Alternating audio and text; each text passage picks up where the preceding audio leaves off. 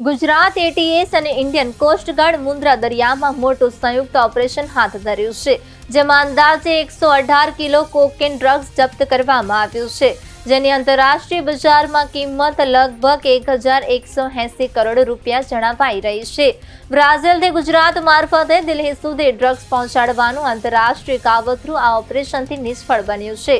આરોપીઓએ કેટલાક જથ્થાને દરિયામાં ફેંકવાનો પ્રયાસ કર્યો હતો, પરંતુ સુરક્ષા એજન્સીએ સમયસર કાર્યવાહી કરીને સમગ્ર નેટવર્કનો પર્દાફાશ કર્યો છે. દિલ્હીથી પણ 2 આરોપીઓની ધરપકડ કરવામાં આવી છે.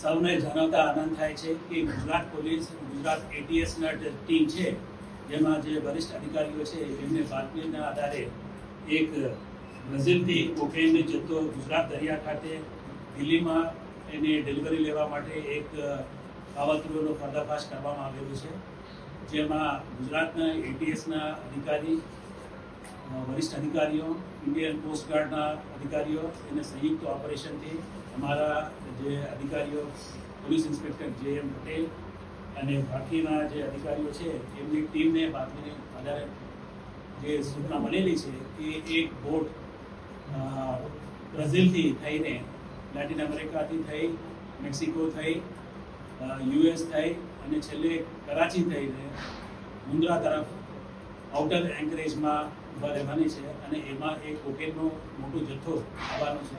એ માહિતીના આધારે એટીએસના જે સુપરિન્ટેન્ડન્ટ ઓફ પોલીસ એ સિદ્ધાર્થ અને એમને તાબા હેઠળના જે ઇન્સ્પેક્ટર અધિકારીઓ અને કર્મચારીઓ તુરંત 25મીના રાતે એ લોકોએ અહીંયાથી રવાના થઈ અને મુન્દ્રા ખાતે એ લોકોએ પોઝિશન લીધેલા છે અને વહેલી સવારે 26 તારીખે એ યુરોપ કરીને નામનો બોટનું ઇન્ટરસેપ્ટ ત્યાં આઉટર એન્કરેજ ઉપર ઊભા હતા.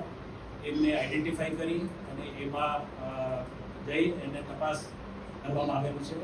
એમાં ઇન્ડિયન કોસ્ટગાર્ડના અધિકારીઓ, કર્મચારીઓને સંયુક્ત ઓપરેશન થયેલું છે અને એમાં જે 2 સંદિગ્ધ ઇસમો છે જેમનું નામ નિગિન્ટે નસરો જુમાને તથા જુમા નસીર ઉમર, એ 2 વ્યક્તિઓ જે ટેન્ઝાનિયાના છે, એ લોકોએ આ બોટમાં એ માલ લાવવાના હતા અને એની ડિલિવરી જે દિલ્હીમાં રહેતા 2 ઇસમો, એમના નામ કેલ્વિન ચુકુવામા અને બાયરુંગે જેમ્સ, એ ટાન્ઝાનિયા અને યુગાન્ડાના નેશનલ્સ છે, એ લોકોને ડિલિવરી કરવાના હતા.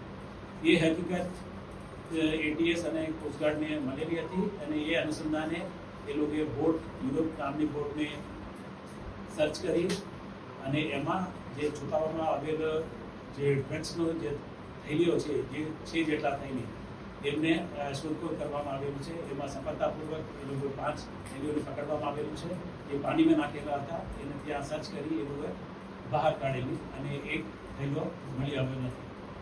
અને જે થેલીઓમાં જે વસ્તુઓ મળી છે એમની પૃથ્થકરણ કરવામાં આવેલી છે. એમાં પ્રાથમિક દ્રષ્ટિએ કોકેન હોવાનું જાણકારી મળેલું છે અને એ અનુસંધાને લગભગ 115 જેટલા પેકેટો રિકવર કરવામાં આવેલી છે. એની કુલ વજન 118 કિલો જેટલા છે અને એની કિંમત દરેક સ્ટ્રીટ વેલ્યુ જે કોકેનનું છે 1 કિલોનો 10 કરોડ રૂપિયા જેટલું છે.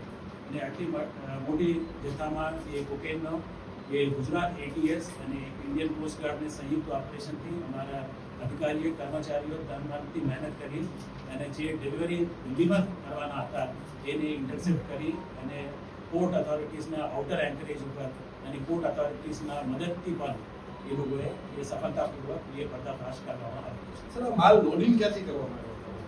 એ બ્રાઝિલથી કરવામાં આવેલું છે. બ્રાઝિલ.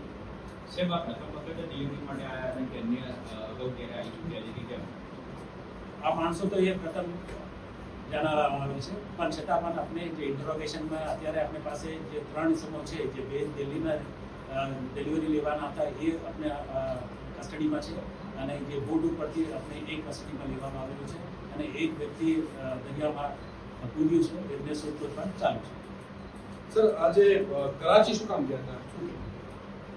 એ રીતે મેં કીધું છે કે લેટિન અમેરિકા, બ્રાઝિલથી થઈ, મેક્સિકો થઈ, યુએસમાં અમુક પોર્ટો થઈ, કરાચી થઈ, એ લોકો અહીંયા આવવાના હતા અને અહીંયા દિલ્હીમાં ડિલિવરી દેવાની હતી એ આપણે કીધું. સાહેબ જે ડૂબી ગયું એની વિસ્તૃત માહિતી કેવી રીતે ઓપરેશન થયું એને શોધખોળ ચાલુ છે. એ બેઝિકલી સ્ટીલ મોટર રૂમમાં એ એક કર્મચારી છે, એ ત્યાં કોકેનનો જથ્થો સંતાડેલા હતા અને એ પોલીસ અને કોસ્ટગાર્ડની જોઈ એ દરિયામાં કૂદી ગયું છે. એને શોધખોળ ચાલુ છે અને ઇન્ટરવેશન જ્યાં જે આવશે દિલ્હીથી આગળ ક્યાં જવાનું હતું? દિલ્હીમાં એ લોકો ડિલિવરી લેવાના હતા અને જે બે માણસો આપણે કસ્ટડીમાં લીધેલા છે એ અત્યારે આવવાના છે અને એ આવ્યા પછી એ લોકોની ઇન્ટરવેશનમાં આપણે ક્યાં જવાનું છે એ આપણે સાહેબ, બુકિંગ ભારત માટેનું જ હતું કે અન્ય દેશોમાં મોકલવાનું? જે ડિલિવરી લેવાના હતા એ લોકોને ઇન્ટરવેશન થાય તો પછી એ ક્યાં જવાનું હતું એ આપણે સામે દિલ્હીમાં જે બે વ્યક્તિ રહે છે એ કેટલા સમયથી ત્યાં રહેતા હતા, કઈ રીતે રહેતા હતા, એનું બેકગ્રાઉન્ડ શું કંઈ જાણવા મળ્યું? એ દિલ્હીમાં એ દ્વારકા વિસ્તારમાં રહેતા હતા અને વધુ માહિતી આપણે ઇન્ટરવેશન પછી આપણે ખબર પડશે. अच्छा सर कोर्ट में जत्था होगा त्यारे केवी रीते बहार काढवाना था कोई अन्य मालनी आडमा बहार काढवाना की बहार काढवाना એ લોકોએ ત્યાં પોર્ટ આઉટર એન્કરેજ ઉપર છે ત્યાંથી એ લોકો બહાર કાઢવાના હતા અને એ ડિલિવરી દિલ્હીમાં પહોંચાડવાના હતા અને એ આપણે જે દિલ્હીના જે ડિલિવરી લેવાના હતા એ લોકોને આપણે પૂછપરછ કરશું તો આપણે ખબર કયા પડશે. પોર્ટ ઉપર ઉતરવાના હતા?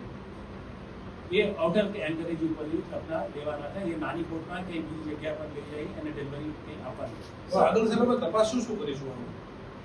તમામ અને એના જે બોટ ઉપરથી આપણે એક જે કમ્યુનિકેશનના જે સાધનો છે એપલના ટેગ મળ્યું છે અને એક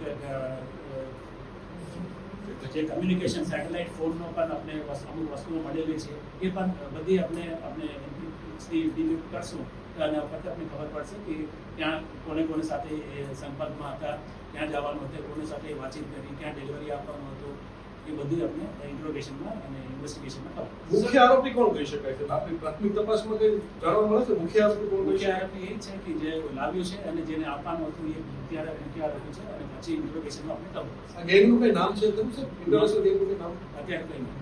Is this a cargo ship and which flag was it flying? એ કાર્ગો શિપ અને સાયપ્રસની plan Sir, Hindi Hindi, sir.